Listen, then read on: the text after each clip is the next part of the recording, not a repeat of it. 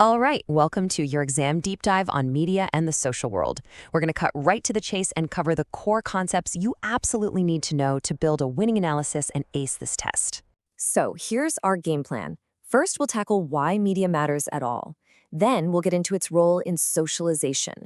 After that, we're hitting the key theories you'll need to use, unpacking that crucial tension between structure and agency, and then we'll wrap up with a really powerful model for your analysis. Let's dive in. Okay, first things first. Let's start with a big question. Why does studying media even matter? Well, simply put, it's because it plays this absolutely central, unavoidable role in pretty much every part of our lives today. Now, for your exam, here is the number one thing you need to understand. Media is not just a passive window looking out at the world.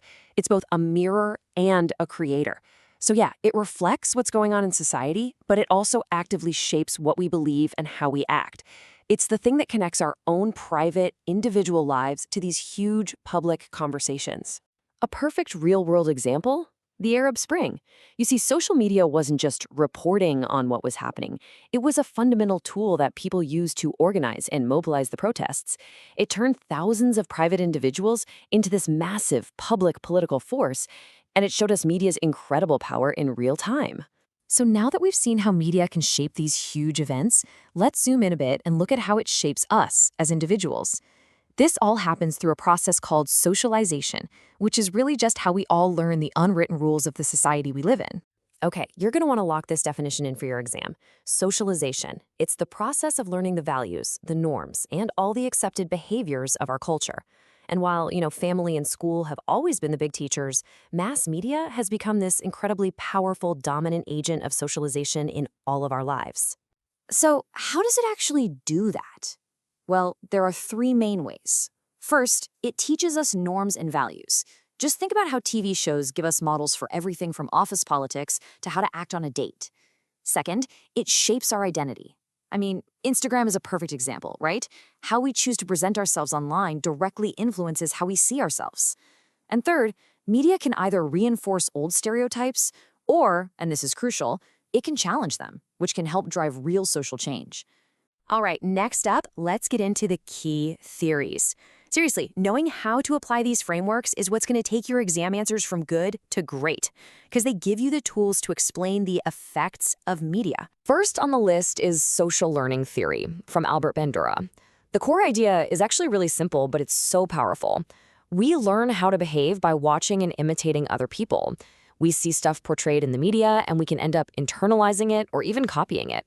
It's a direct link between what we watch and what we do. And that idea leads us directly to this concept called mean world syndrome. This is the belief that the world is a much, much scarier and more dangerous place than it actually is. And this warped perception, it's directly tied to watching a lot of violent or crime-focused media. Here is the perfect case study for your exam answer. Research shows again and again that people who watch a ton of crime dramas tend to overestimate how much crime there is in the real world. They feel less safe, even if the stats say their neighborhood is totally secure. That is mean world syndrome right there. Media perception becoming personal reality. And hey, here's a direct exam tip for you. To get that top grade, don't just define the theories. The real key is to connect them to how media influences the bigger cultural norms. That's how you show high-level analysis. But it's not a simple one-way street, right? Media influence is complicated. And that brings us to this really crucial dynamic in media studies, the constant push and pull between structure and agency. It shapes our entire media world. So let's break this down. On one side, you've got structure. Just think of these as all the constraints, the rules of the game. We're talking about company policies, money pressures, laws, or even just broad cultural norms. Then on the other side, you have agency.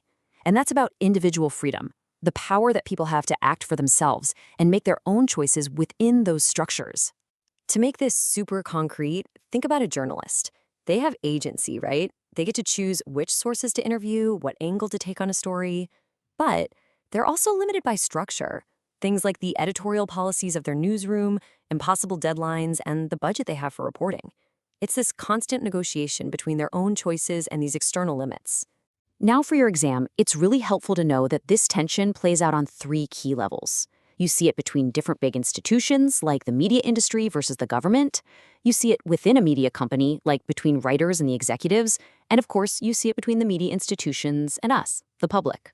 So with all these different forces going on, how in the world do we actually analyze a media issue from top to bottom? Well, for that, we need a model, a kind of toolkit that'll help you break down any media situation you're looking at. And here it is, the sociological model. It has 5 parts, and they're all interconnected.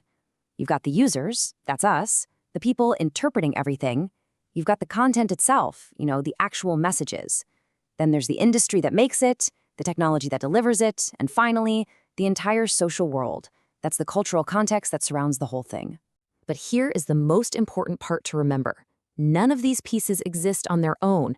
They are all locked together in this continuous loop, where each one is constantly influencing all the others.